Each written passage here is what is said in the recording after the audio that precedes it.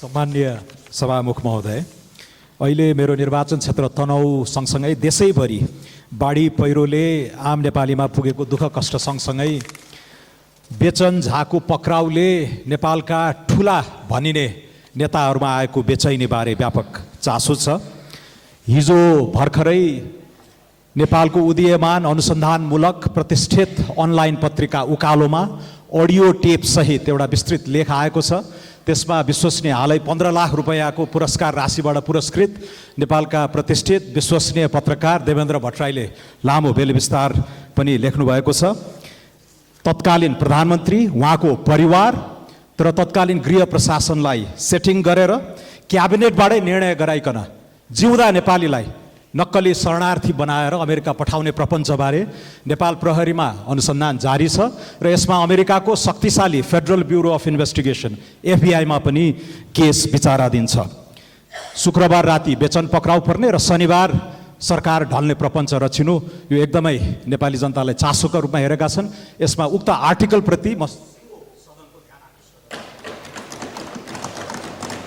माननीय सदस्य सन्तोष परियार।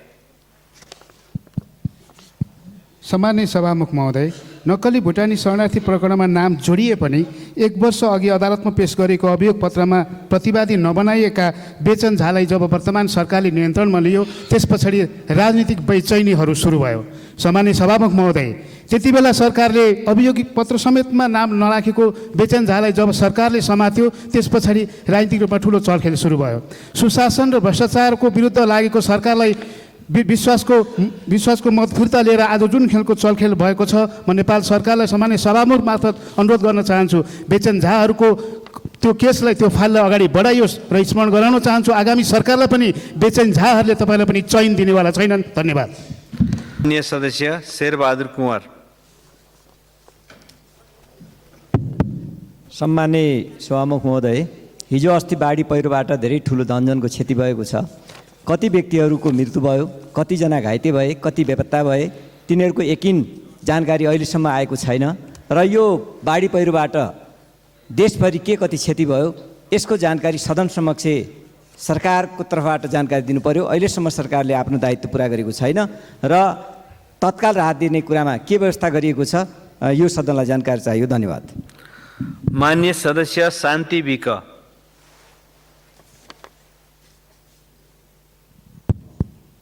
सम्माननीय सभामुख महोदय, गृह मन्त्रालय एक्सनमा उत्रिएर ठुला दल डराएर एक ठाउँमा आए भन्दै गर्दा 2080 फागुन 23 देखि आजसम्म एक्सनमा उत्रिन रोक्यो कसले?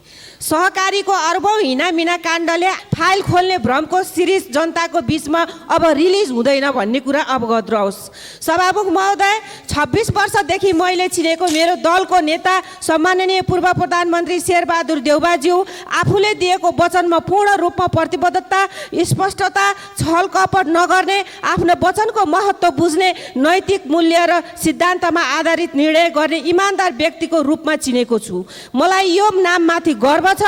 यही इमान्दारितालाई कमजोरी ठान्नु भयो सम्माननीय प्रधानमन्त्री पुष्पकमल दाहालज्यूले यो बिर्सनु भयो कि बालकोटको बाटो देखाउने तपाईँ नै हो। यसमा हाम्रो दलको नेताको कुनै दोष छैन। तपाईँ चाहिँ बुढा नीलकण्ठ र बालकोट। माननीय सदस्य शान्ति श्रेष्ठ। कुन अन्तर्गत के नियम आपत्ति हो मान्यज्यू? यो धोती फुस्किने भन्ने कुरा चाहिँ शब्द हो। हाम्रो 11 नियमावली अनुसार त्यो बोल्न पाइँदैन।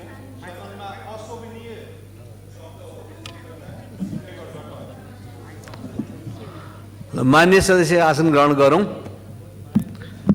यहाँले उठाउनु भएको कुराप्रति ध्यान आकर्षण भएको छ। हामी सल्लाह गरेर यसलाई टुङ्गो गर्नेछौँ। अब माननीय सदस्य शान्ति श्रेष्ठ। सम्माननीय सभामुख महोदय, केही दिनदेखि अविरल वर्षाको कारण देशभरि विभिन्न ठाउँमा बाढी पहिरो चट्याङमा परि 62 जनाको मृत्यु भएको जानकारीमा आएको छ। 7 जना बेपत्ता भएको छन् भने 74 जना घाइते भएका छन्। ती मृत्यु हुने जनताप्रति म हार्दिक श्रद्धाञ्जली अर्पण गर्दछु र उहाँको परिवारजनलाई संवेदना व्यक्त गर्दछु। घाइतेहरूप्रति शीघ्र स्वास्थ्य लाभको कामना गर्दछु। यस घटनाले 10 करोडभन्दा बढी क्षति भएको छ। प्राय सबै राजमार्गहरू अवरुद्ध छ। यात्रीहरू ओहोरदोहोर गर्नलाई दुःख शास्ति भोगिरहेका छन्। तत्काल राजमार्ग सुचारू गर्न आवश्यक व्यवस्थापन गर्नका लागि सरकारको ध्यान आकर्षण गराउन चाहन्छु। सभामुख महोदय, काठमाडौँ उपत्यकाको बागमती, विष्णुमती, मनोहरा, धोबीखोला, हनुमन्ते खोला लगायतमा ठुलो बाढी आएका कारण आसपासमा रहेका अधिकांश बस्तीहरू डुबानमा परेको छ। ती बस्तीहरूका परिवारको तत्काल उद्धार गरी क्षतिपूर्तिको उपलब्ध। माननीय सदस्य शोभा ग्यावाली।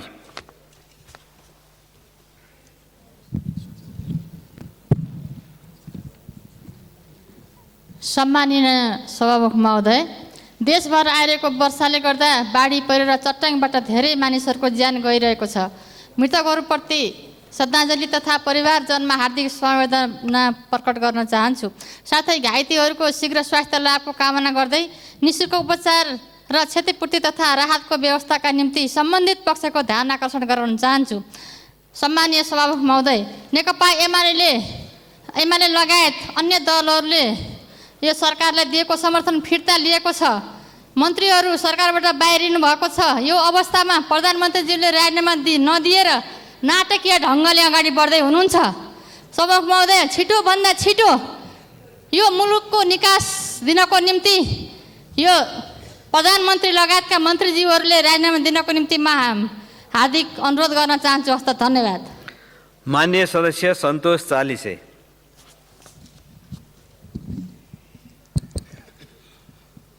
सम्माननीय सभामुख महोदय, देशको विभिन्न भागमा बाढी र पहिरोमा परेर धेरै नागरिकले ज्यान गुमाउनु भएको छ। सम्पूर्ण नागरिकप्रति हार्दिक श्रद्धाञ्जली व्यक्त गर्न चाहन्छु।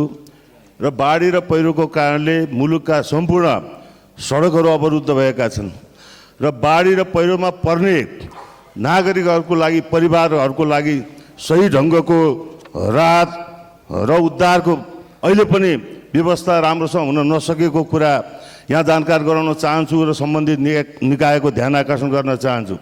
त्यसै गरी उपत्यकाभित्रका सडकहरूको पनि, जस्तो क्षेत्र नम्बर 3 काठमाडौँको पनि धेरै क्षेत्रहरू जोखिममा छन्।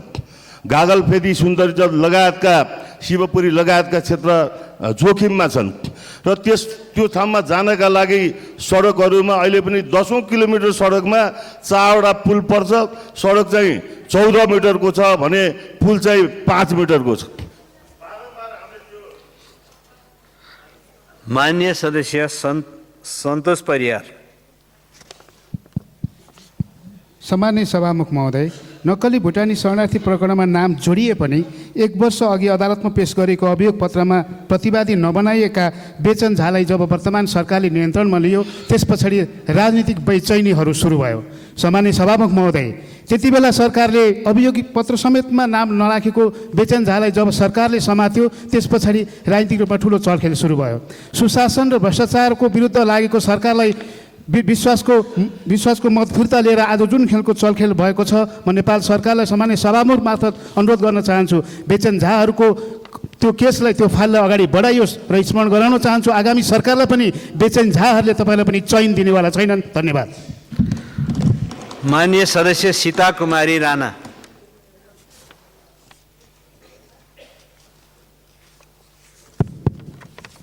सम्माननीय सभामुख महोदय, मनसुन भित्रिएको 1 महिना नबित्दै नेपालभरि 63 जना र दैलेखमा खोलाले बगाएर 1 जनाको ज्यान गयो।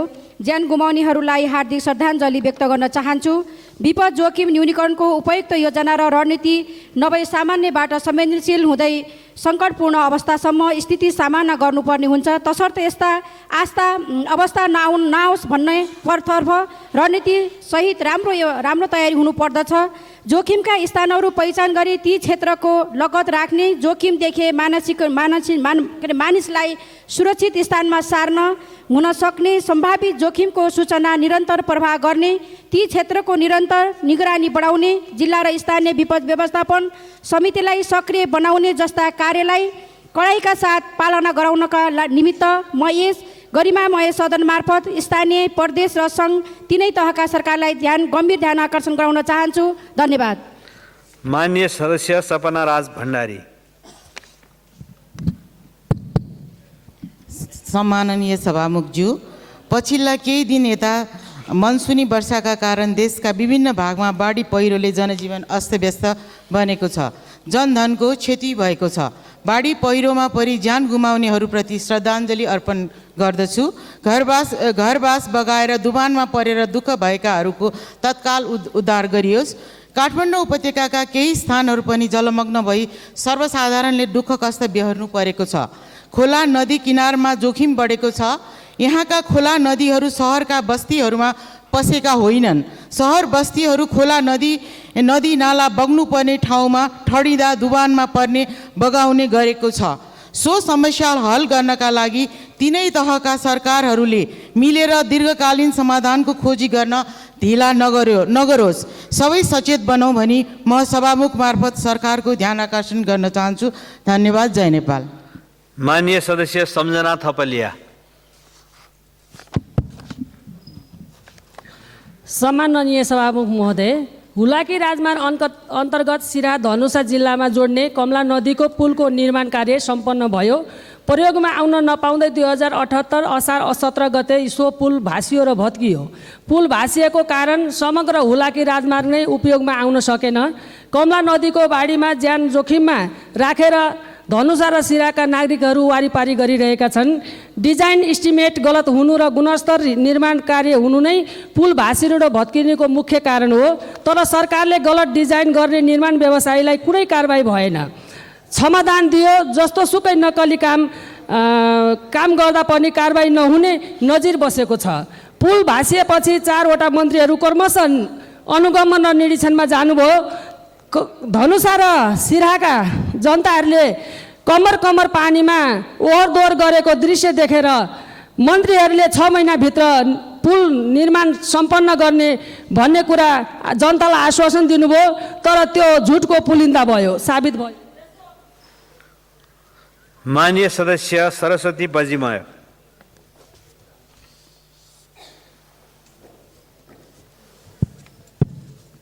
सम्माननीय सभामुख महोदय, केही दिनदेखि परेको अविरल वर्षाले देशभरि बाढी पहिरो र डुबानले जनताको जीवन अस्तव्यस्त हुनुको साथै मृत्युवरण हुन पुगेको छ। मेरो जिल्ला खोटाङमा मानवीय क्षति नभए तापनि गाईघाट जाने पञ्चेदो बाटो, रेग्मिटार बाटो, भोजपुर जाने सेखुवा बाजे लगायत जिल्लाबाट अन्य पालिका जाने बाटोहरू अवरुद्ध भएको छ।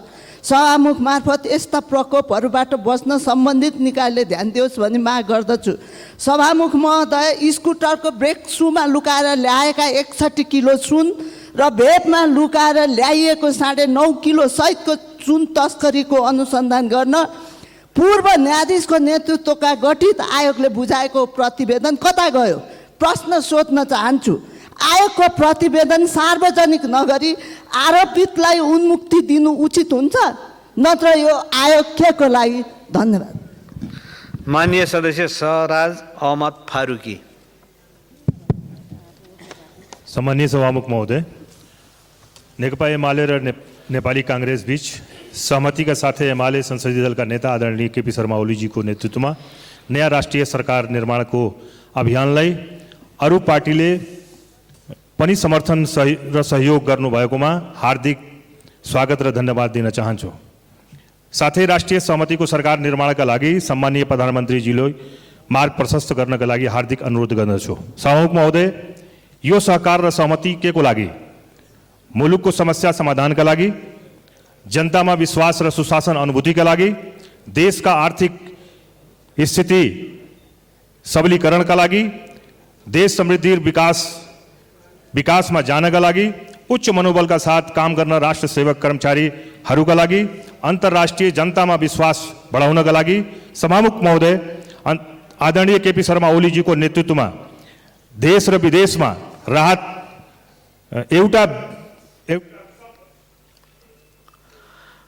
माननीय सदस्य सीता मिजार।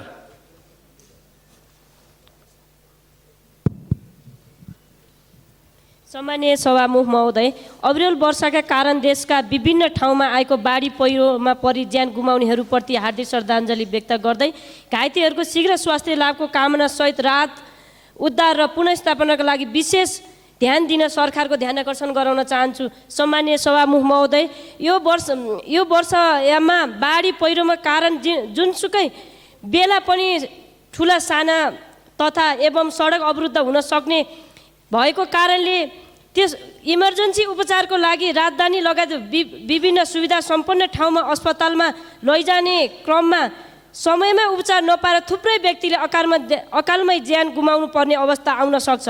त्यसैले कम्तीमा यो वर्षयामलाई लक्षित गरेर आकस्मिक उपचार गराउनु पर्ने बिरामीको उद्धारको लागि हवाई एम्बुलेन्सको विशेष व्यवस्था गर्न र आवश्यकता अनुसारको त्यसको स्वास्थ्य शीघ्र परिचालन गर्ने व्यवस्था मिलाउनका लागि म सम्मानीय सभामुख महोदय मार्फत ध्यान आकर्षण गराउन चाहन्छु। माननीय सदस्य सुशीला थिङ।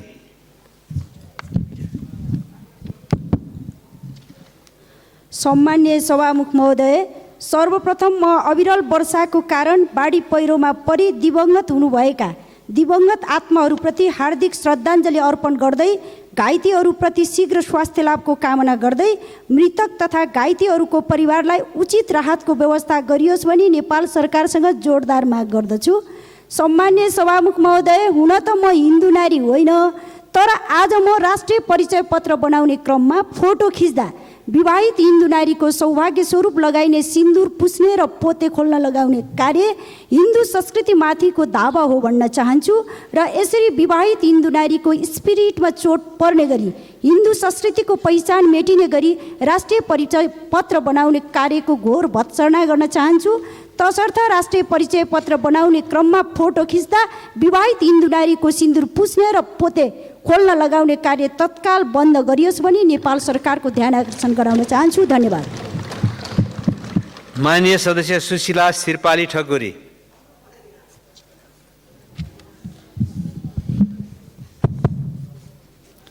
सम्माननीय सभामुख महोदय, नेपालमा भारी वर्षाको सुरुवातसँगै जेठ 28 गतेदेखि सुरुवात भएको मनसुनले ज्यानधनको ठुलो क्षति भएको छ र मृतकहरूप्रति म हार्दिक श्रद्धाञ्जली अर्पण गर्न चाहन्छु र घाइतेहरूको शीघ्र स्वास्थ्य लाभको कामनासँगै निःशुल्क उपचारको व्यवस्था गरियोस् र बेपत्ताहरूको खोजी कार्यलाई पनि तीव्र पारियोस् र घरबारविहीन भएकाहरूको पुनर्निर्माणको व्यवस्थालाई छिटो र छरितोको व्यवस्था गरियोस् र राहतको व्यवस्थालाई पनि सरल र सहज तरिकाले सम्बन्धित ठाउँमा पुग्ने व्यवस्था गरियोस् भनेर म सभामुख महोदय मार्फत माग गर्न चाहन्छु। र सभामुख महोदय, यति बेला राष्ट्रिय परिस्थितिहरू फेरिन लागेका छन्। केही घटनाहरू, सङ्गीन घटनाहरूले आज देशको जनताहरूको बेचैनलाई आज बेचैन नै बनाएको छ। आज रातारात आसनहरू फेरिएका छन्, आसनहरू सँगसँगै भाषणहरू फेरिएका छन्। यी माननीय सदस्य सूर्यप्रसाद ढकाल।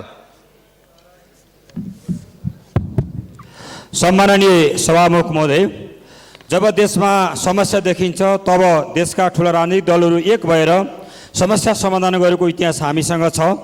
संविधान संशोधन गर्न, शिथिल अर्थतन्त्रलाई गतिशील बनाउन, रोकिएका विकासका योजनाहरू अगाडि बढाउन, मूर्छित सपनाहरू जागृत गर्न, भ्रष्टाचार ढिलासुस्ती र नियन्त्रण गर्न, अन्तर्राष्ट्रिय विश्वास कायम गर्न, 16 लाख भूमिहीन सुकुम्बासी र अवस्थितलाई जग्गा दिने लाल पूर्जा वितरण गर्न, 16 लाख युवाहरूलाई ड्राइभिङ लाइसेन्स वितरण गर्न नेकपा एमाले र नेपाली काङ्ग्रेस बीच राष्ट्रिय सहमतिको सरकार बन्न गइरहेको छ।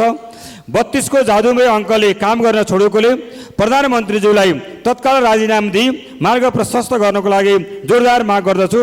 हस्त धन्यवाद। माननीय सदस्य सूर्यबहादुर थापा छेत्री।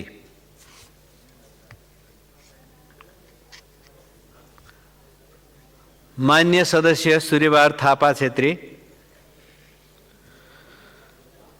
माननीय सदस्य सूर्यबहादुर थापा छेत्री। माननीय सदस्य सूर्यमान तामाङ दोङ।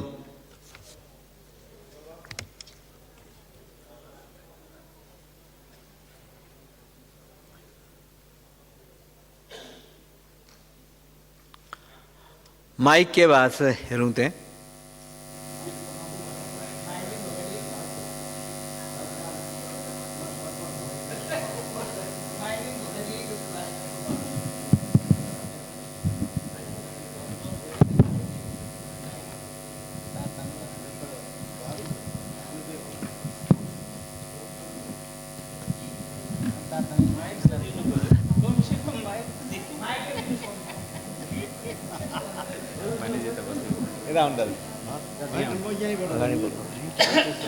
माननीय सदस्य अगाडिको रोमा छ होला माइक, ल त्यहाँबाट गर्नुहोस्।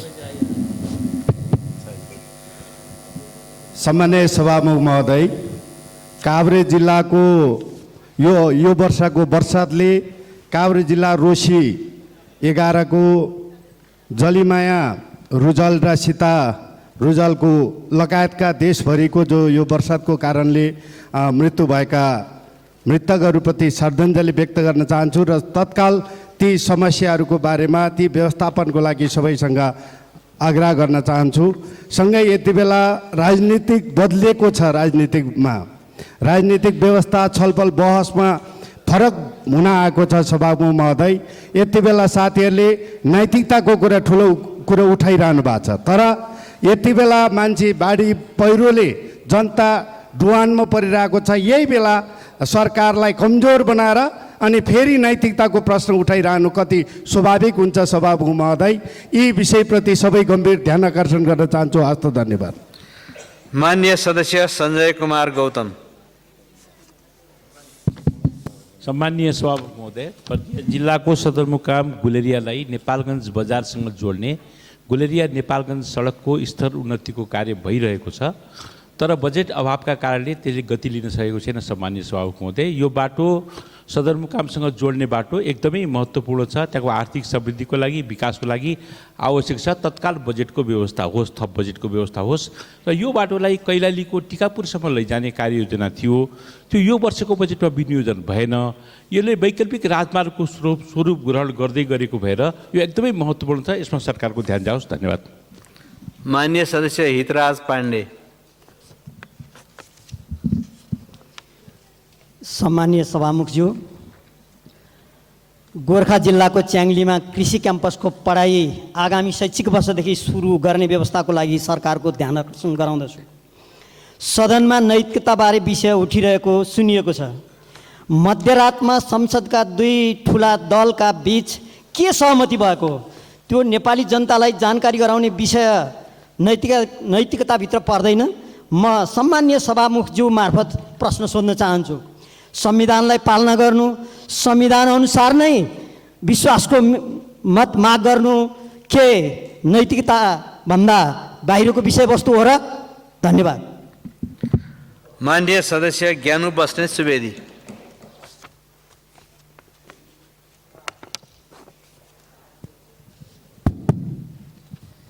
सम्माननीय सभामुख महोदय, असार 17 गते मध्यरातमा रहस्यमय र षड्यन्त्रपूर्ण तरिकाले संसदका दुई ठुला दलहरूले गरेको कथित सम्झौताको म घोर विरोध गर्दछु।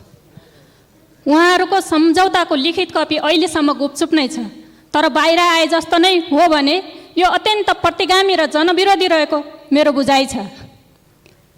सदनको अहिलेको सङ्ख्याको बनोटमा सरकारहरू बन्नु र फेरबदल हुनु कुनै असामान्य कुरा बिल्कुलै होइन, तर उक्त कथित सम्झौतामा मौजुदा संविधानको मूल भावना विपरीत प्रतिगामी हतियार चलाउने कालो नियत देखियो। सम्मान्य सभामुख महोदय, यस प्रकारको हरकतले देशलाई गृहयुद्ध र राष्ट्रिय युद्धतर्फ धकेल्न खोजेको प्रष्ट देखिन्छ। हामी सम्पूर्ण शक्तिका साथ सदन र आवश्यक परे सडकबाट यसको प्रतिकार गर्नेछौँ। धन्यवाद। लाल सलाम। माननीय सदस्य हेमराज राई।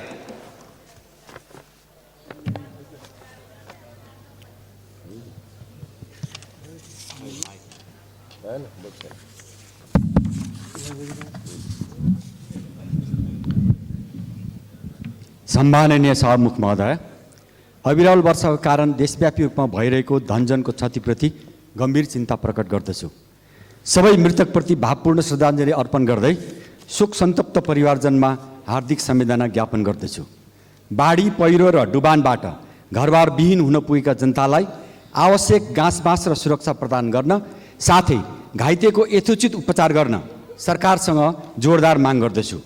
उद्धार कार्यमा खटिनुहुने नेपाली सेना, प्रहरी लगायत सबैप्रति सम्मान व्यक्त गर्दै अझ व्यवस्थित तयारीका साथमा आवश्यक सक्रिय रहन आग्रह गर्दछु।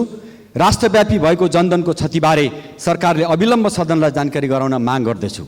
सभामुख महोदय, राजनीतिक स्थिरता, सुशासन र संवैधानिक सुधारको लागि भएको नयाँ राजनीतिक समझदारीलाई इमान्दार भई कार्यान्वयन गर्न, आर्थिक विकास गर्दै देशमा आशा र विश्वास जगाउन राजनीतिक दल र नेताहरू सफल रहन् भनी शुभकामना व्यक्त गर्दछु। धन्यवाद। माननीय सदस्य डाक्टर स्वर्णिम वाग्ले।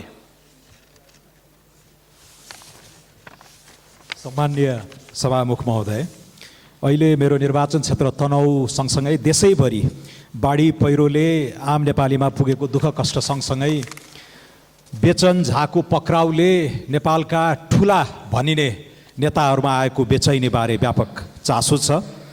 हिजो भर्खरै नेपालको उदीयमान अनुसन्धानमूलक प्रतिष्ठित अनलाइन पत्रिका उकालोमा अडियो टेप सहित एउटा विस्तृत लेख आएको छ। त्यसमा विश्वसनीय हालै 15 लाख रुपैयाँको पुरस्कार राशिबाट पुरस्कृत नेपालका प्रतिष्ठित विश्वसनीय पत्रकार देवेन्द्र भट्टराईले लामो बेलविस्तार पनि लेख्नु भएको छ। तत्कालीन प्रधानमन्त्री, उहाँको परिवार तर तत्कालीन गृह प्रशासनलाई सेटिङ गरेर क्याबिनेटबाटै निर्णय गराइकन जिउँदा नेपालीलाई नक्कली शरणार्थी बनाएर अमेरिका पठाउने प्रपञ्चबारे नेपाल प्रहरीमा अनुसन्धान जारी छ र यसमा अमेरिकाको शक्तिशाली फेडरल ब्युरो अफ इन्भेस्टिगेसन एफबिआईमा पनि केस विचाराधीन छ। शुक्रबार राति बेचन पक्राउ पर्ने र शनिबार सरकार ढल्ने प्रपञ्च रचिनु यो एकदमै नेपाली जनतालाई चासोका रूपमा हेरेका छन्। यसमा उक्त आर्टिकलप्रति म